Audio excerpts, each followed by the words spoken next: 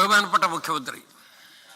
ഒന്നാമത്തെ കാര്യം, നിയമസഭ നടപടിക്രമങ്ങളുടെ ഒരു ലിസ്റ്റ് നിയമസഭ പബ്ലിഷ് ചെയ്തതിന് ശേഷം ആ നടപടിക്രമങ്ങൾ അനുസരിച്ച് മേശപ്പുറത്ത് വയ്ക്കുന്ന ഒരു കടലാസ് എന്ന ഐറ്റത്തിലാണ് ഞാൻ ഈ ധവളപത്രം മേശപ്പുറത്ത് വെച്ചത്.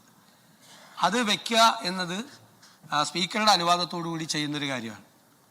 അത് വെച്ചതിന് ശേഷമാണ് അതിന് ശേഷമുള്ള എന്തെങ്കിലും ഒബ്ജക്ഷൻ 303 എന്തെങ്കിലും അവതരിപ്പിക്കുന്നത്, അല്ലാതെ വെക്കുന്നതിന് മുമ്പല്ല. അത് നിയമസഭാ നടപടിക്രമങ്ങൾ അങ്ങ് 5 വർഷം അങ്ങേക്ക് അറിയാമെന്ന് പറഞ്ഞു. എനിക്ക് 25 വർഷം അറിയാവുന്ന ആളാണ്. ഇതാണ് നടപടിക്രമം. അങ്ങ് പരിശോധിച്ചാൽ മതി. ഇതിനു മുമ്പ് ഏത് കാര്യത്തിൽ ലീഗൽ ഒബ്ജക്ഷൻ, ഒരു ബില്ല് പോലും പൈലറ്റ് ചെയ്തിട്ടാണ് ലീഗൽ ഒബ്ജക്ഷൻ. ഇത് സംബന്ധിച്ച് ബഹുമാനപ്പെട്ട മുൻ ധനകാര്യമന്ത്രി ശ്രീ KN ബാലഗോപാൽ ഉന്നയിച്ച എല്ലാ കാര്യങ്ങളെയും വളരെ അടിസ്ഥാനരഹിതമായ കാര്യങ്ങളാണ് ഇവിടെ പറഞ്ഞത്. ഒരു ഡോക്യുമെൻറ്റും പുറത്തേക്ക് പോയിട്ടില്ല. ധനകാര്യ വകുപ്പിൻ്റെ നേതൃത്വത്തിലാണ് ഇത് തയ്യാറാക്കിയിരിക്കുന്നത്. ക്യാബിനറ്റിൻ്റെ അനുമതിയോടുകൂടിയാണ് തയ്യാറാക്കിയിരിക്കുന്നത്. ക്യാബിനറ്റിൻ്റെ അപ്രൂവൽ ഈ വൈറ്റ് പേപ്പറിനുണ്ട്. മുഴുവൻ നടപടിക്രമങ്ങൾ പബ്ലിക് ഡൊമൈനിലുള്ള ഡോക്യുമെൻ്റാണ് ഇതെല്ലാം. ഈ ഡോക്യുമെൻ്റ് ഇവിടെ ഇന്ന് വെച്ചിരിക്കുന്നത് കേരളാസ് ഫിസ്ക്കൽ ഹെൽത്ത് എന്നാണ്. കേരളത്തിൻ്റെ സാമ്പത്തിക ആരോഗ്യത്തെക്കുറിച്ചുള്ളൊരു സ്റ്റേറ്റസ് റിപ്പോർട്ടാണ് ഗവൺമെൻറ് സഭയിൽ വെച്ചിരിക്കുന്നത്.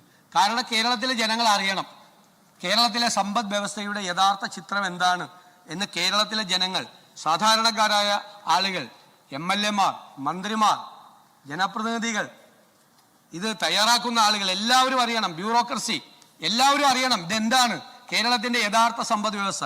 ഇതെല്ലാം പബ്ലിക് ഡൊമൈനിലുള്ള വിവരങ്ങൾ മാത്രമാണ്. ഇത് നമുക്കറിയാം. ഇപ്പോൾ CDS-ൽ പരിശോധിച്ചാൽ CDS-ൻ്റെ ചെയർമാൻ ഇതിനകത്ത് കമ്മിറ്റി അംഗമാണ്. CDS-ൽ എല്ലാ ഡോക്യുമെൻറ്റും ഉണ്ട്. ഗുലാത്തി ഇൻസ്റ്റിറ്റ്യൂട്ടിൽ അവരുടെ സഹകരണം ഞങ്ങൾ തേടിയിട്ടുണ്ട്. അവരുടെ എല്ലാ ഡോക്യുമെൻറ്റും ഉണ്ട്.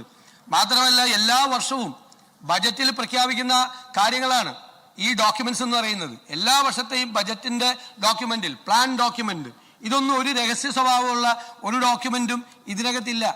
എല്ലാം പബ്ലിക് ഡൊമൈനിലുള്ള മുഴുവൻ ഡോക്യുമെൻറ്റുകളും കൃത്യമായി അനലൈസ് ചെയ്തിരിക്കുകയാണ്. അതിന് ഏറ്റവും വിദഗ്ധരായ 3 പേരുടെ സഹായം ഞങ്ങൾ തേടി.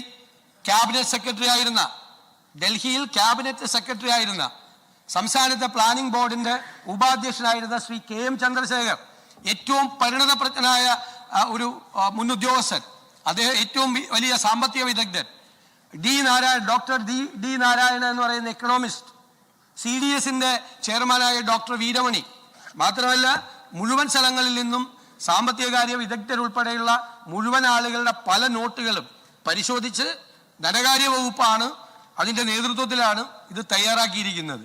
ഇത് നമുക്ക് എല്ലാ കാര്യങ്ങളും നമുക്കറിയാം എന്ന് നമ്മളങ്ങ് വിചാരിക്കണം. നമുക്ക് അറിയാൻ പാടില്ലാത്ത ഒരുപാട് കാര്യങ്ങളുണ്ട്.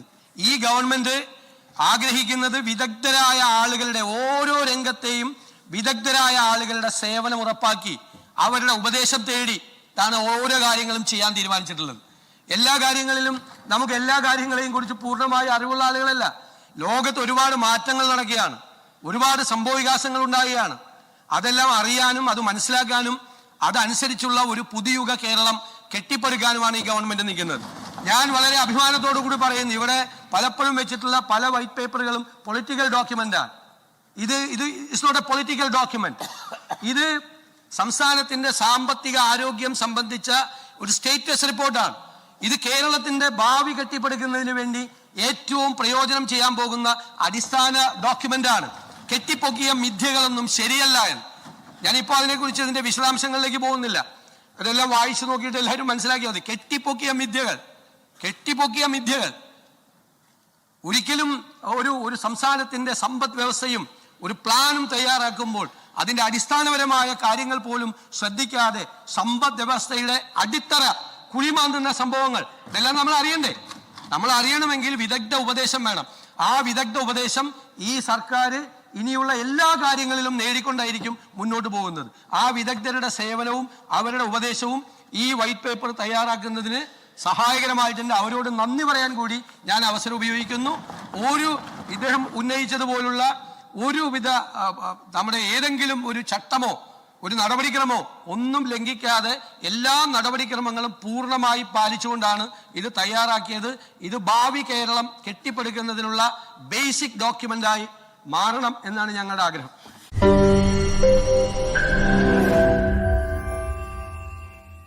ലോകത്തെവിടെയായാലും ഏത് സമയത്തും 24 വാർത്തകളും ഓഗ്മെന്റഡ് റിയാലിറ്റി പാക്കേജുകളും എക്സ്പ്ലെയിനറുകളും വിശദമായി കാണാൻ ഞങ്ങളുടെ യൂട്യൂബ് ചാനൽ നിങ്ങൾക്ക് സബ്സ്ക്രൈബ് ചെയ്യാം.